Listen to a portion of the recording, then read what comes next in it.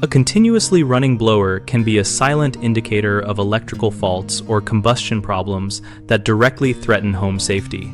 A blower that never stops can lead to motor overheating, increased electrical load, and degraded air quality through persistent circulation of contaminants. So start by isolating the circuit at the breaker and listening for unusual motor noises to determine if the blower motor or control board is failing. Inspect and test all safety switches and interlocks, including door switches, pressure switches, and limit switches, because a single stuck or failed switch can bypass automatic shutoff and allow unsafe operation. Manually actuate each switch while the system is powered down to verify free movement and replace any switch that feels stiff or does not return to its normal position. Check for abnormal heat patterns around the heat exchanger and flue paths. Discoloration, soot, or a metallic smell indicate combustion or venting problems that require immediate attention and should not be run until cleared. Verify that the thermostat and relay wiring are correct and that the control board is receiving stable voltage.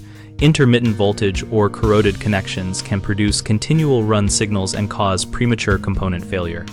Measure airflow and static pressure if you can use basic tools, because blocked return ducts, closed registers, or dirty filters can force the blower to work continuously.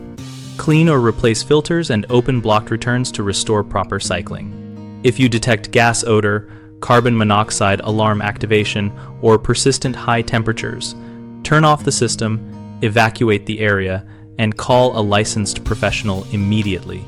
The most common mistakes are assuming the blower is harmless when it runs all the time, which can hide failing safety switches and lead to overheating, so always test and replace any suspect switch promptly.